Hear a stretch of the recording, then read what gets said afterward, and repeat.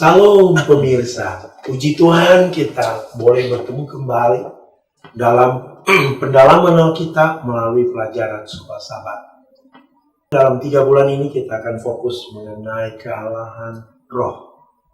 Para narasumber kita sudah hadir di studio. Di sebelah kiri saya Pak Tobing. Salam pemirsa yang diberkati Tuhan. Apa kabar Pak Tobing? Puji Tuhan Pak Dan Davis. di sebelah kanan saya ada Pak Kaunan. Shalom, haleluya, puji Tuhan Pak. Apa kabar Pak? Luar biasa Pak. Baik pemirsa di rumah dan di mana saja berada.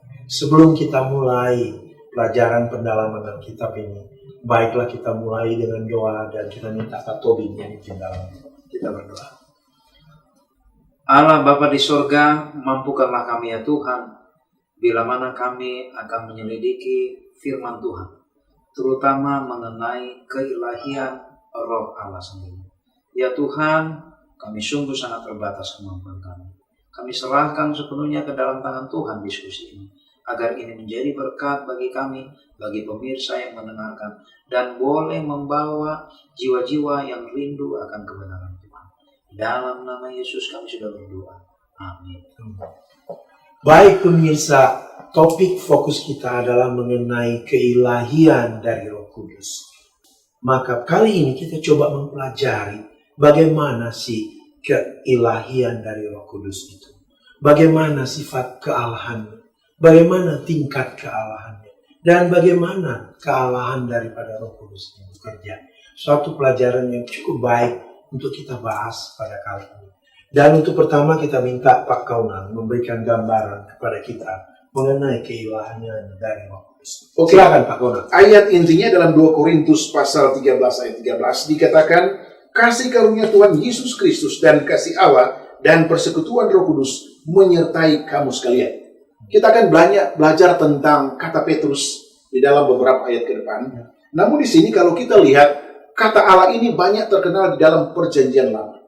Kata Yesus banyak dibicarakan di dalam perjanjian baru. Tetapi kata Roh Kudus ini, seperti yang dikatakan di dalam buku 1 Korintus 4 ayat 6, bahwa kita tidak boleh melampaui apa yang tertulis di dalam firman Allah. Jadi banyak orang mencoba reka-reka, Pak. Nambah-nambah, Pak. Karang-karang, Pak. Melebih-lebihkan. Nah, jangan. Kita akan berdiskusi di dalam pelajaran minggu ini bahwa apa yang dikatakan oleh firman, kita harus yakini tentang Allah, Yesus, dan Roh Kudus. Itu Atau boleh menambahkan mengenai keilahian dari Roh Kudus yang kita jadi gambaran sedikit buat. Iya, jadi tadi sudah disampaikan bagaimana begitu gamblang kalau mengenai kealahan Bapa, kealahan Anak yaitu Yesus. Tapi kalau mengenai Roh Kudus sebagai Allah, tidak ada yang langsung eksplisit mengatakan, tetapi banyak petunjuk, pedoman yang menunjukkan bahwa porsinya Roh Kudus itu sama dengan dua kealahan yang lain. Tetapi kembali sikap di sini, jangan tambah-tambahin, jangan kurang-kurangi, ya jangan tambah-tambah, jangan kurang-kurangi, jangan melampaui yang ada tertulis. Saya kira itu sikap belajar kita yang perlu kita kembangkan. Baik. Dalam mengenai Roh Kudus dan Allah ini, Pak, mungkin Pak Tobing bisa gambaran bagaimana sih level Roh Kudus dengan Allah ini. Silakan Pak. Ya. Saya mencoba mengajak pemirsa untuk menyimak kisah 5 ayat 1-4 secara cepat. Saya bacakan ayat 1-4. Ada seorang lain yang bernama Ananias. Ia beserta istrinya Safira menjual sebidang tanah. Dengan setahu istrinya, ia menahan sebagian dari hasil penjualan itu dan sebagian lain dibawa dan diletakkan di depan kaki rasul-rasul. Tetapi Petrus berkata, Ananias, mengapa hatimu dikuasai iblis sehingga engkau mendustai Roh Kudus dan menahan sebagian dari hasil penjualan tanah itu? Selama tanah itu tidak dijual, bukankah itu tetap kepunyaanmu? Dan setelah dijual, bukankah hasilnya itu tetap dalam kuasamu? Mengapakah engkau merencanakan perbuatanmu itu dalam hatimu? Ini kata kunci, kalimat kunci Pak Darwis. Engkau bukan mendustai manusia, tetapi mendustai Allah. Di ayat 3 dikatakan, engkau mendukakan Roh Kudus atau engkau mendustai Roh Kudus. Di ayat 4 dikatakan, engkau bukan dusta kepada manusia, tapi engkau mendustai Allah. Ada apa? Ada petunjuk petunjuk diberikan kepada kita bahwa kalau Roh Kudus itu tidak sederajat dengan Allah, tidak sederajat dengan Allah, tidaklah Petrus akan mengatakan engkau mendustai Allah. Ya, di awal dia sudah katakan, mengapa engkau berbohong, berdusta kepada Roh Kudus, mendukakan Roh Kudus. Di ayat 4, engkau bukan mendusta manusia, tapi engkau mendukakan Allah. Di situ secara eksplisit Petrus mensejajarkan sebenarnya kalau engkau mendukakan Roh Kudus, engkau mendukakan Allah. Engkau mendustai Roh Kudus, engkau mendustai Allah. Jadi hubungannya bahwa Roh Kudus itu bukan oknum sembarangan. Ya, tapi dia oknum yang setara, sederajat dengan Allah. Jelas. Jelas. Kita tidak bisa sangkal. Nggak bisa sangkal. Karena mereka memang perhitungan. Betul. Jadi kalahan dari Roh Kudus itu sama dengan skala. Luar biasa. Salam, kami dari ASI Jakarta ingin mengajak saudara-saudari bergabung dengan organisasi ASI Jakarta. ASI adalah singkatan dari Adventist Layman Service and Industry. Adalah sebuah organisasi resmi yang dibentuk oleh Gereja Advent sedunia. Sebagai sarana untuk kita orang awam, apakah profesi saudara sebagai pengusaha, pegawai, profesional, trainer, pengacara, accountant, dokter maupun perawat untuk bersama-sama mendukung dan ikut aktif dalam mengabarkan kabar baik di dunia usaha dimanapun profesi Anda masing-masing. Di ASI ini kita dapat juga berbagi pengalaman pada sesama bagaimana pekabaran ini dapat sampai kepada orang lain dan kita dapat juga membagikan kepada sesama dan komunitas kita perkembangan dunia usaha, pelatihan, kesempatan usaha, sehingga kemajuan dan peluang usaha dapat dibahas bersama untuk kemajuan anggota ASI. Mari bergabung dengan ASI Jakarta. Mari kita bersama membawa pekabaran baik ini di lingkungan profesi kita. Kunjungi website ASI Jakarta. Kami menunggu kehadiran saudara-saudari. Salam. Inilah anakku yang kupilih. Dengarkanlah dia. Itu Mewu. Di dalam proyek Alkitab Suara ini saya berperan sebagai Maria Ibu Yesus. Sebetulnya apa yang tadi saya lakukan gitu ya, saya nangis gitu ya, membayangkan saya sebagai seorang ibu melihat anak saya disiksa, anak saya dihina, dipermalukan, dianggap tidak layak, bahkan penjahat aja bisa lebih dilayakkan daripada anak saya gitu ya. Itu sedihnya pasti luar biasa. Anakku Yesus.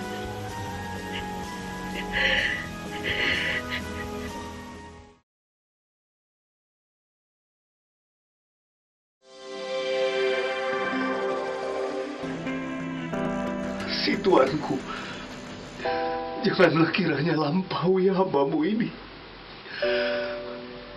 Biarlah diambil air sedikit, basuhlah kakimu, dan duduklah beristirahat di bawah pohon ini. Biarlah ku ambil sepotong roti, supaya Tuhan segar kembali. Kemudian bolehlah Tuhan meneruskan perjalanan. Telah mengaruniakan kepadaku anak yang lain sebagai ganti Habel. Sesuai dengan firman Tuhan, Roma 10 ayat 17, iman itu timbul dari pendengaran, dan pendengaran oleh sabda Kristus.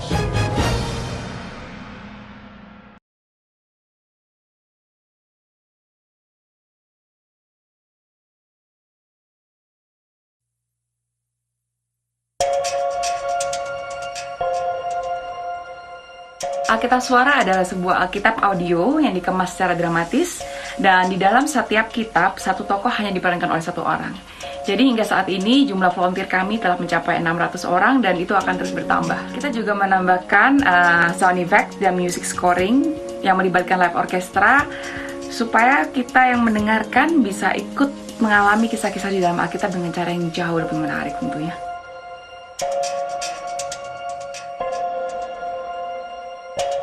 Alkitab Suara bisa Anda dengarkan melalui SoundCloud streaming, Caranya mudah, download aplikasi SoundCloud di gadget Anda melalui Google Play maupun App Store, lalu follow akun kami Alkitab Suara.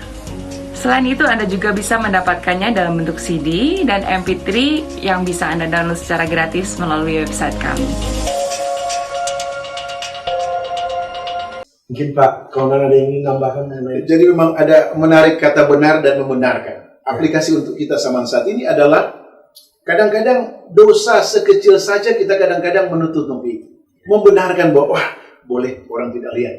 Tetapi kita hanya mengingatkan bahwa dimanapun kita berada selalu dipantau oleh kuasa Roh Kudus. Jadi, tadi katakan oleh Pak Tobing, Roh Kudus sama dengan Allah. Jadi kalau kita sudah tahu kebenaran itu, jangan membenarkan diri untuk melakukan dosa kecil, karena pembenaran dan kebenaran itu hanya melalui apa? Kuasa keilahian. bukan hak kita. Bukan. Jadi dari sana. Jadi kita harus berhati-hati. Baik, terima kasih. Mungkin Pak Kaunang boleh memberikan mengenai sifat keilahian dari Roh Kudus itu. Silakan. Oke, shalom. Ini hak paten, Pak. Ya. Para pemirsa di rumah, hak paten. Ya. Ada 3 poin penting. Yang pertama adalah 1 Korintus 2 ayat 10 dan 11. Roh menyelidiki sesuatu. Jadi kita tidak boleh katakan, oh, orang ini kalau secara manusia dia tidak tahu. Tetapi bila mana kita melakukan diam-diam atau terus terang, pasti Roh Kudus tahu. Menyelidiki. Yang kedua, Mazmur 139 ayat 7. Kemana aku dapat menjauhi rohmu? Artinya jauh dekat, tahu atau tidak tahu, Roh Kudus tahu apa yang kita lakukan.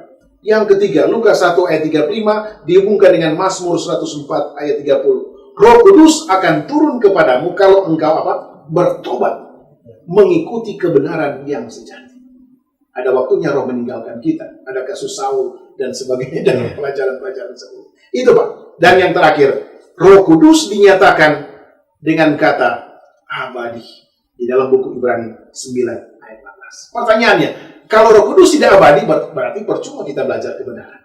Nah, untuk mendukungnya, dikatakan di dalam 1 Timotius 6 ayat 16, jika Roh disebut kekal, maka dia pasti adalah Allah. Begitu. Jadi karena kekalahan itu adalah kekal. Jadi Roh Kudus itu adalah sama dengan sifat kekalahan itu adalah yang kekal. Mungkin Pak Tobing. Tadi seperti disampaikan, kemana aku dapat pergi menjauhi rohmu? Artinya ternyata roh ini maha hadir. Siapakah yang maha hadir selain oknum kekalahan? Artinya jika roh memenuhi unsur maha hadir, berarti roh pun adalah Allah. Karena tidak ada oknum lain yang maha hadir, nggak ada. Hanya Allah yang maha hadir. Kemanapun kita pergi, tidak ada yang bisa kita sembunyikan. Itu artinya. Itu. Jadi ini satu hal sifat keilahian roh. Lalu bahkan Yesus memperkuat. Yesus memperkuat pada waktu di Matius 12 ayat 31. Hujatan terhadap roh adalah dosa yang tidak dapat diampuni. Kalau bukan karena roh satu level, satu tingkat, satu derajat dengan Allah, tidaklah begitu akibat jika kita memuja roh. Berarti dia adalah Allah. Berarti kalau kita memuja roh, sama aja memuja Allah. Memuja Allah. Sama aja memuja Yesus. Jadi karena mereka adalah Tritunggal. Luar biasa. Mungkin ada petunjuk-petunjuk lain Pak Tobing mengenai di Alkitab, mengenai kealahan dari roh. Silakan Pak. Baik. Tadi seperti kita katakan di awal, secara eksplisit tidak langsung disebutkan Allah roh, tidak. Tapi banyak petunjuk Alkitab. Sebagai contoh di Yesaya 63 ayat 10 sampai 14. Saya bacakan sebagian. Tetapi mereka memberontak dan mendukakan Roh Kudusnya. Maka ia berubah menjadi musuh mereka dan ia sendiri berperang melawan mereka. Bangsa Israel mendukakan Roh Kudusnya. Oleh karena dia mendukakan Roh Kudusnya, langsung mereka jadi berubah. Mereka menjadi pemberontak, menjadi musuh. Artinya apa? Kalau bukan ini oknum yang punya pengaruh sama dengan Allah, nggak mungkin bisa membuat siapa yang mendukakan dia, orangnya langsung jadi berubah seperti itu. Itu beberapa petunjuk kita. Bahwa dia punya kuasa. Bahwa dia punya kuasa yang sama. Ya, artinya mungkin ciptaan Tuhan yang lain juga punya kuasa, tapi tidak sama persis dengan yang dimiliki oleh Allah. Nah, Roh Kudus memiliki kuasa yang sama persis. Ya, lalu di Bilangan 14 ayat 11, Tuhan berfirman kepada Musa, berapa lama lagi bangsa ini menista aku, dan berapa lama lagi mereka tidak mau percaya kepadaku. Lalu di Ulangan 32 ayat 12, Tuhan sendiri menuntun dia, dan tidak ada Allah asing menyertai dia. Sungguh penulis Alkitab di sini melihat Allah dan Roh Kudus berada di tingkat yang sama. Amin. Jadi banyak petunjuk yang lain lagi. Saya coba sajikan satu lagi. 1 Korintus 3 ayat 16 dan 17. Demikian juga 1 Korintus 6 ayat 19 dan 20. Rasul Paulus mengatakan gini, didiami Roh Kudus adalah didiami Allah. Kalau malaikat sederajat dengan Allah, tentu akan ada ayat mengatakan didiami oleh malaikat sama dengan didiami Allah. Tapi enggak, ini hanya berlaku bagi Roh. Ya, ini hanya berlaku bagi Roh. Artinya, bagaimana satu kesatuan Allah Tritunggal ini bekerja, ya, satu pemikiran dengan cara yang berbeda. Roh Kudus tadi di pelajaran sebelumnya dikatakan Roh Kudus cara kerjanya di belakang layar. Tapi porsinya, kuasanya, sifat keilahiannya sama. Tidak perlu diragukan. Luar biasa. Luar biasa. Mungkin Pak Tonang mengenai pekerjaan ilahi Roh Kudus. Mungkin kasih gambaran lebih luas lagi. Silakan. Jadi Pak begini, kamar kita, rumah kita, halaman kita kalau tidak dibersihkan setiap saat pasti kotor. Ya. Nah, itu dihubungkan dengan buku Mazmur pasal 1 ayat 2. Ini hubungan Roh Kudus dengan baik Allah yang Pak Tobing katakan tadi dalam 1 Korintus 3 ayat 16 dan 17. Dikatakan, tetapi yang kesukaannya ialah Taurat Tuhan, dan yang merenungkan Taurat itu siang dan malam. Jadi walaupun kita menyadari bahwa kita ada Roh Kudus, tetapi kita memalingkan kacamata kita kepada kebenaran, pasti apa? Tidak ada Roh Kudus. Nah, tugas kita adalah untuk membersihkan Ka'bah kita saat ini adalah ya mengundang Roh Kudus berdoa, memperbaiki, mengikuti jalan-jalan yang menuju kepada kebenaran yang kekal dan sejati. Sepertinya tidak akan ada pembaruan tanpa Roh Kudus, ya Pak. Ya. Kita tidak akan bisa berubah tanpa Roh Kudus. Kalau mau berubah, undang Roh Kudus, karena Dia seperti tadi Maha Kuasa. Dia Maha. Sehingga dengan adanya Roh Kudus ini maka perubahan bisa terjadi. Gimana Pak? Iya. Saya nambahkan sedikit. Jadi pekerjaan keilahian Roh Kudus itu diterangkan kepada kita, garis besarnya ada 3. Pertama, Dia agen kelahiran baru kita. Dia di agennya Dia. Artinya kalau mau mengalami kelahiran baru, maulah digunakan oleh Roh Kudus. Jadi ada bahasa yang kita harus hati-hati. Bukan kita menggunakan Roh Kudus, tapi Roh Kudus menggunakan kita. Jadi Dialah oknum yang membawa atau membantu kita mengalami penyucian, kelahiran baru. Itu pertama. Yang kedua, di dalam 2 Timotius 3 ayat 16, ya, 2 Timotius 3 ayat 16, memberikan Alkitab adalah sebuah pekerjaan ilahi. Artinya apa? Alkitab itu ditulis berdasarkan inspirasi dari Roh Allah. Ya. Nah, pekerjaan ilahi yang kedua dari Roh Kudus adalah membidani lahirnya Alkitab. Itu yang kedua. Yang ketiga, di Roma 8 ayat 11, Roh Kudus membangkitkan Yesus dari kematian. Kalau bukan oknum kealahan, siapa yang sanggup membangkitkan kematian Yesus? Tidak ada. Hanya yang sederajat yang bisa melakukan itu. Jadi ini pentingnya keilahian Roh Kudus. Jangan disangka lagi. Jangan disangka. Meminta. Karena pentingnya Roh Kudus ini. Jadi rekomendasi saja Pak. Untuk saat ini adalah perubahan-perubahan apa yang harus kita lakukan supaya kepribadian kita tubuh ini orang katakan, Pak Darwis, Pak Tobing ada Roh Kudus. Dan bapak-bapak yang sementara menonton kami di Sudei. Perubahan apa yang harus kita lakukan? Salah satunya adalah ya yang tadi katakan tadi, rendah hati, ya, mau menghormati orang, mau memberikan kesempatan kepada orang lain, ya, dan ada bahasa-bahasa positif lainnya yang bisa kita lakukan sesuai dengan apa? Buah-buah roh. Ya, tapi perubahan itu hanya bisa dapat kalau Roh Kudus ada. Sedikit lagi Pak. Ya, silakan. Gini saja, mungkin bagi beberapa yang masih ragu dengan pentingnya keilahian Roh Kudus, kita ambil logika terbalik saja. Seandainya tidak ada roh, apa dampaknya? Nah, itu aja. Seandainya tidak ada roh, apa dampaknya? Berarti kita akan coba membahas proses penciptaan yang lalu, nggak akan berhasil kalau nggak ada roh. Proses inkarnasi Yesus tidak akan berhasil. Kematian Yesus akan mati selama-lamanya, nggak akan dan tidak akan bangkit. Nah, jadi artinya dampak dari pentingnya kehilangan Roh Kudus ini sangat besar sekali. Jika tidak berperang keilahian Roh Allah, tidak ada keselamatan. Tidak ada keselamatan. Karena memang Yesus juga sebagai manusia 100% membutuhkan Roh Allah itu untuk menolong dia. Betul. Menjalankan rencana keselamatan. Luar biasa. Jadi pentingnya Roh ini di dalam kehidupan kita sehari-hari. Salam pemirsa. Kami dari ASI Jakarta mengundang semua anggota ASI Jakarta untuk berpartisipasi dalam memberikan pekabaran ini kepada semua orang. Jika saudara mempunyai pengalaman yang menarik di dalam mengabarkan kebenaran ini kepada orang lain, kami mengundang untuk menghubungi ASI Jakarta sehingga kita boleh rekam semua pengalaman yang menarik ini dan boleh kita siarkan melalui saluran TV DKI Conference. Dengan demikian maka kesaksian itu boleh didengar dan dilihat orang lain. Sehingga orang lain juga boleh tertarik untuk ikut aktif di dalam mengabarkan kebenaran ini. Kunjungi website kami ASI Jakarta dan kirimkan semua apa yang menarik yang boleh kita beritakan di dalam pekabaran ini. Terima kasih atas partisipasi Anda. Salam. Inilah anakku yang kupilih. Dengarkanlah dia. Itu Mewu.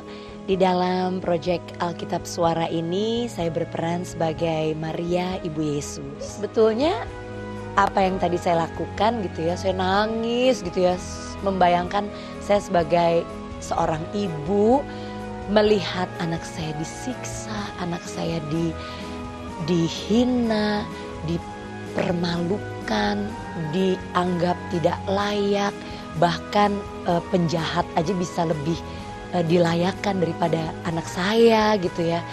Itu sedihnya pasti luar biasa. Anakku Yesus.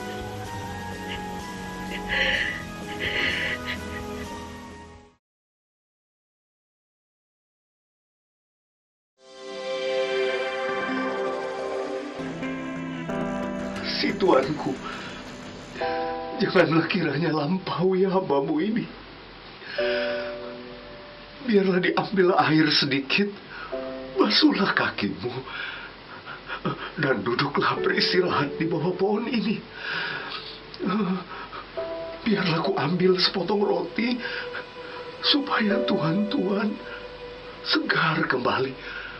Kemudian, bolehlah Tuhan meneruskan perjalanan. Telah mengaruniakan kepadaku anak yang lain sebagai ganti Habel.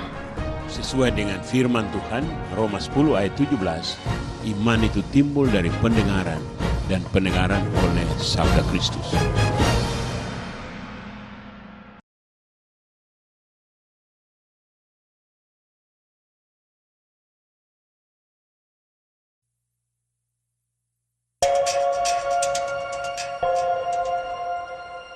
Alkitab Suara adalah sebuah Alkitab audio yang dikemas secara dramatis, dan di dalam setiap kitab, satu tokoh hanya diperankan oleh satu orang. Jadi hingga saat ini jumlah volunteer kami telah mencapai 600 orang dan itu akan terus bertambah. Kita juga menambahkan sound effect dan music scoring yang melibatkan live orchestra supaya kita yang mendengarkan bisa ikut mengalami kisah-kisah di dalam Alkitab dengan cara yang jauh lebih menarik tentunya.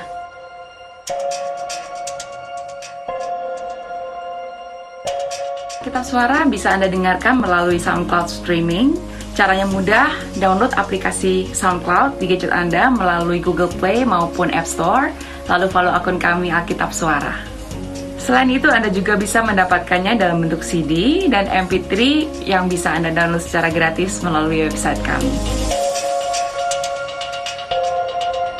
Ada lagi Pak Tobi mungkin? Jadi jika kita simpulkan dari pelajaran kita, apalagi yang kita lakukan, Roh Kudus adalah Allah.